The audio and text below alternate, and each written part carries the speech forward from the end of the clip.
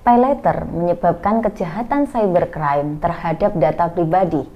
Dan seramnya, kejahatan serupa juga bisa dilakukan oleh orang asing yang baru kita temui maupun orang-orang terdekat kita sendiri.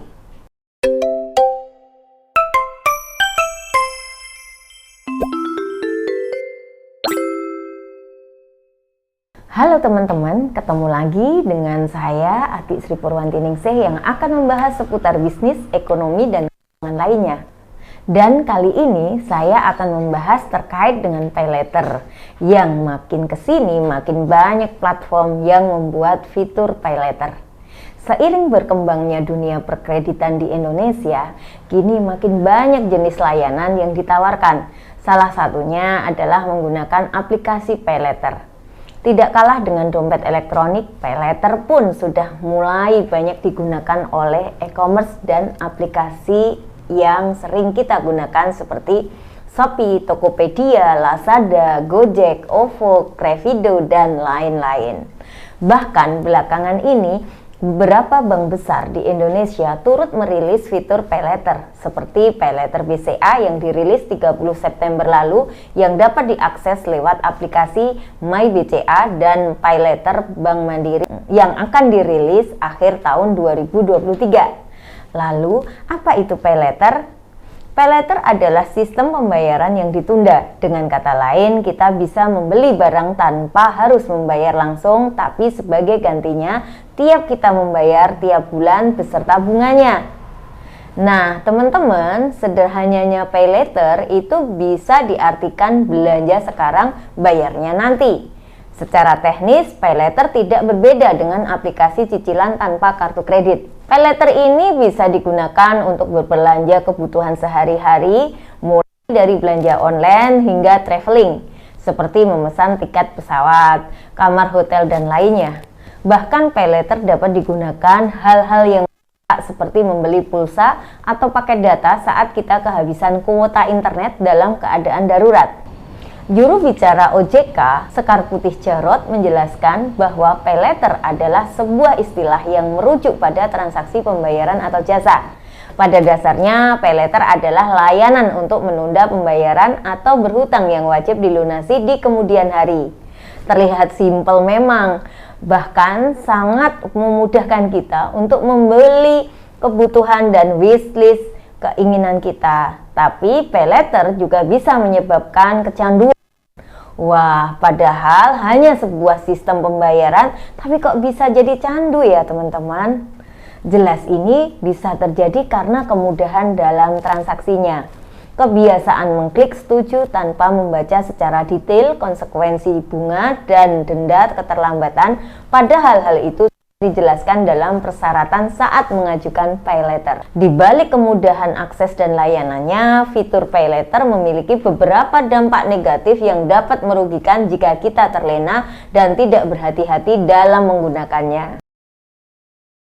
Fitur pay later ini mirip dengan penggunaan kartu kredit, namun dengan persyaratan dan pengajuan yang berkali lipat lebih praktis sehingga setiap orang yang tidak memiliki kartu kredit bisa merasakannya. Bahkan penggunaan fitur pay later ini bukan hanya ada di kalangan orang dewasa, melainkan juga remaja berusia 17 tahun ke atas. Kemudahan yang ditawarkan membuat kita seringkali terlena dan memicu ketergantungan sehingga mengakibatkan impulsive buying atau membeli barang-barang yang sebenarnya tidak terlalu diperlukan, padahal budget semakin menipis. Nah, akibatnya kita kesulitan melunasi tagihan yang membludak pada masa jatuh tempo pembayaran pay later. Hal ini juga mengakibatkan pengeluaran yang tidak terkendali sehingga perencanaan keuangan setiap bulannya menjadi terganggu. Teman-teman, ketika kita menggunakan fitur pay later dan disiplin melunasinya pada tanggal jatuh tempo, maka limit pay later akan bertambah dan berpotensi membuat penggunaannya semakin terlena dan ketagihan untuk melakukan impulsive buying. Hal ini juga dapat terjadi ketika pengguna mengajukan pinjaman atau layanan pay later pada dua layanan atau lebih. maka pengguna akan mendapatkan limit yang lebih besar dibandingkan dengan kemampuan yang dimiliki. Sehingga ketika jatuh tempo penagihan pembayaran, pengguna kebingungan untuk menutup hutangnya. Dalam kasus ini, beberapa pengguna bahkan nekat untuk mengambil pinjaman online di aplikasi pinjol untuk menutup lubang atau melunasi hutang payletternya. No, God, please, no! No! Ketika pengguna lupa atau tidak membayar tagihan payletter pada tanggal jatuh tempo, pengguna akan dikenakan sejumlah denda yang cukup besar sesuai dengan kebijakan masing-masing penyedia layanan. Selain itu, pengetahuan serta literasi yang kurang terkait penggunaan fitur yang payletter yang juga memberikan risiko yang besar yang membuat pengguna terjerat masalah keuangan yang berlanjut-lanjut. Pasalnya, penggunaan payletter ini memiliki bunga yang jika tidak segera dilunasi dalam jangka telah ditentukan, maka akan semakin bertambah banyak. Selain dalam hal finansial, penggunaan payletter juga berisiko terhadap keamanan data pribadi. Risiko ini mungkin tidak disadari, tapi peretasan atau pencurian identitas ini bisa dan mungkin terjadi meskipun pihak penyedia layanan telah memiliki sistem keamanan yang tinggi. Ketika Anda menggunakan payletter, hal yang paling utama adalah memberikan data-data seperti nomor KTP, foto KTP, dan foto selfie dengan KTP, dan sebagainya. Walaupun dirasa aman, tapi kita harus tetap mewaspadai adanya kriminal cyber. Hal tersebut sangat membahayakan data-data Anda yang sudah terekam di aplikasi.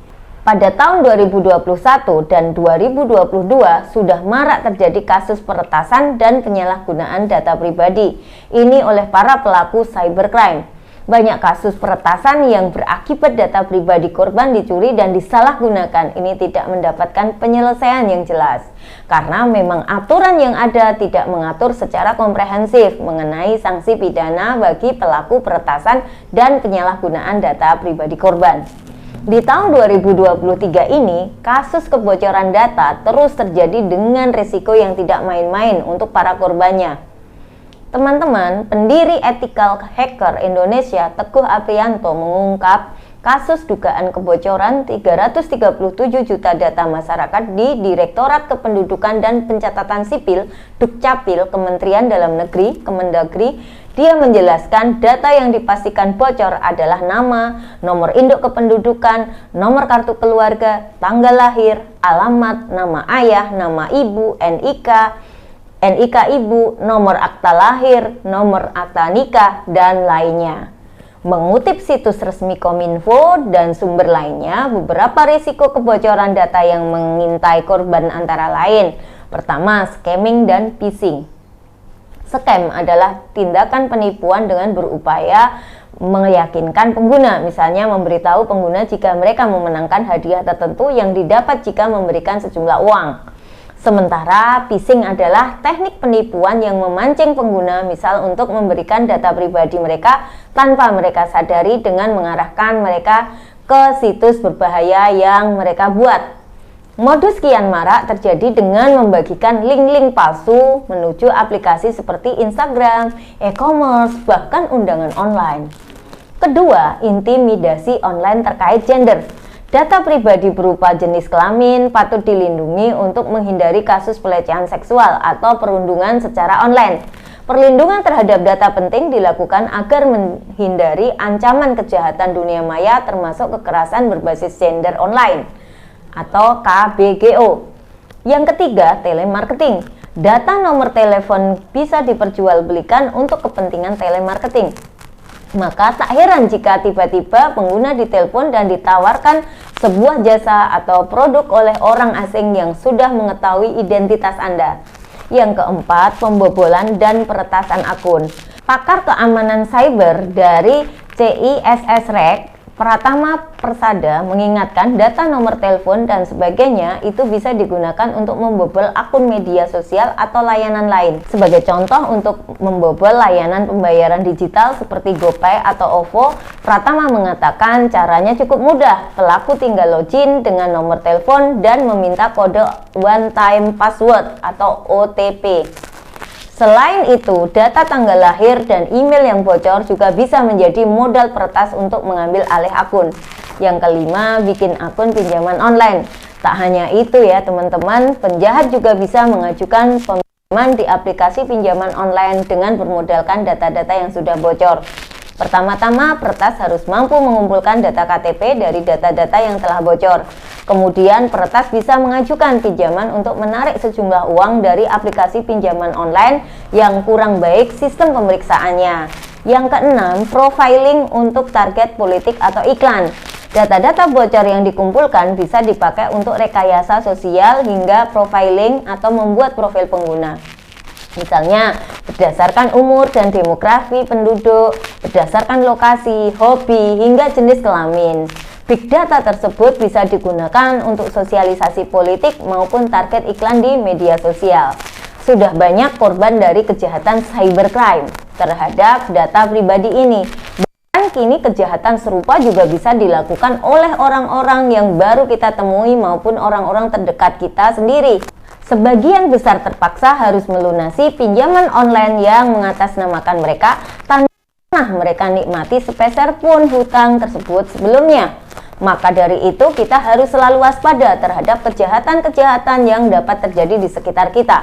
Sebenarnya tidak salah menggunakan paylater, hanya saja bijaklah dalam penggunaannya. Jangan sampai hanya karena nafsu belanja kita sehingga menggunakan tanpa pikir panjang. Gunakanlah seperlunya. Jika dirasa barang atau keperluan tersebut bisa dinanti, maka menabunglah terlebih dahulu, apalagi hanya sekedar keinginan kita semata. Mending tahan dulu deh.